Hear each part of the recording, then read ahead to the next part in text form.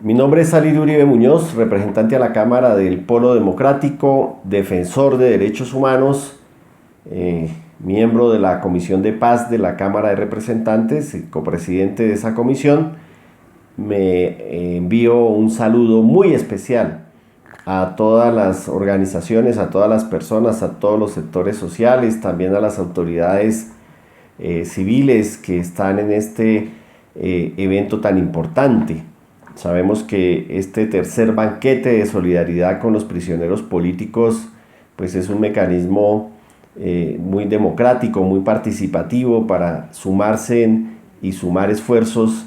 a visibilizar la existencia de los presos políticos y las condiciones infrahumanas que ellos tienen en las cárceles. Por eso quiero agradecer que la Fundación Juan David Pineda me haya invitado a dar este saludo a ustedes, también a la coalición Larga Vida a las Mariposas. Lamentablemente llegaba de un viaje ayer y mañana tengo madrugada otro viaje y era imposible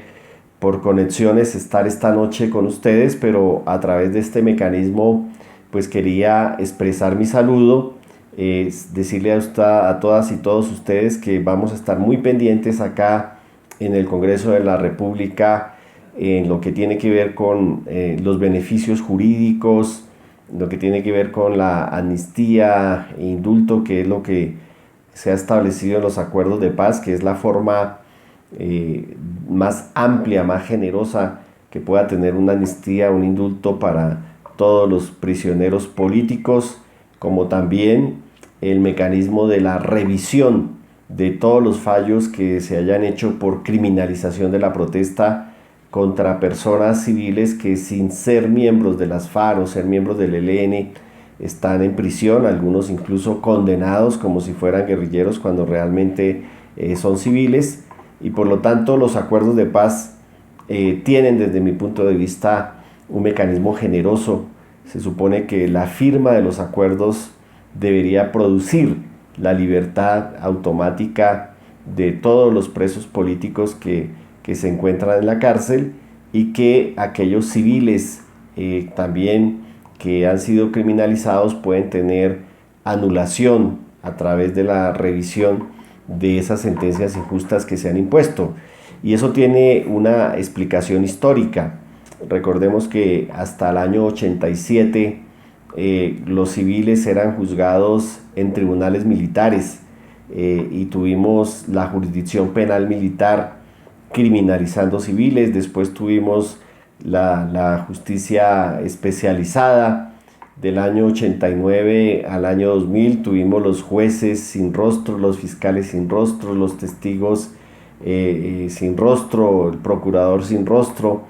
en una cacería impresionante de persecución tanto a los presos políticos como a los presos de conciencia, como a los sectores sociales y populares. Y esta justicia pues llevó a muchísimas personas a las cárceles en todo el país. Después de que se declara inconstitucional en el año 2000 la justicia secreta, viene una justicia especializada, donde hemos detectado pues que muchos de los fiscales, de los jueces, incluso en las fiscalías especializadas o antiterroristas, muchos de estos fiscales son miembros de la reserva de las fuerzas militares. Es decir, que en toda la historia del país se ha acuñado un derecho penal enemigo, un derecho penal que facilita la criminalización de muchos sectores sociales y populares. Y recientemente nosotros dábamos la pelea en el Congreso con el Código Nacional de Policía, porque ahí se facilitan también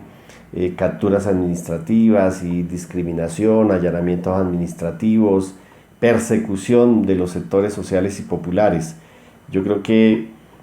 tenemos entonces en este contexto varios desafíos. Un primer desafío es que se aplique lo antes posible, y una vez se firmen los acuerdos de paz, pues esa amnistía general, esos indultos para delitos políticos y conexos, y que dentro de esos delitos conexos efectivamente estén todos los comportamientos que son inherentes a la rebelión, al uso de las armas, pero también que esa amnistía, ese indulto beneficie pues a los otros sectores que han sido criminalizados con ocasión del conflicto armado en Colombia, y mirar cómo se hace la revisión de las sentencias frente a los delitos más graves. Pero también tenemos el desafío de la reincorporación a la vida civil de todos estos combatientes. Seguramente van a salir inicialmente apenas se produzcan sus libertades a las 23 zonas de concentración o de ubicación transitoria, a los 8 campamentos, y allí van a tener que tener un proceso pues de reencuentro con todos los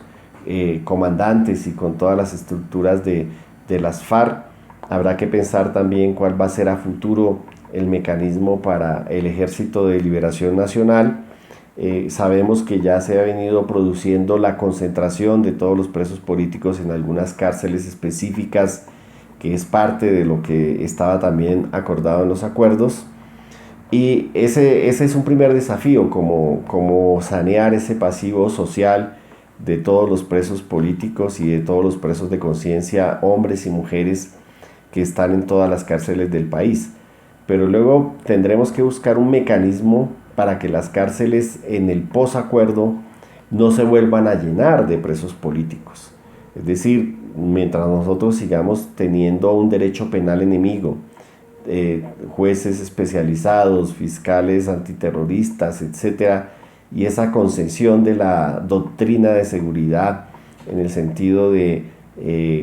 colocar a las organizaciones sociales y populares en la condición de enemigos internos, pues eso podría llevar a que nuevamente las cárceles se llenaran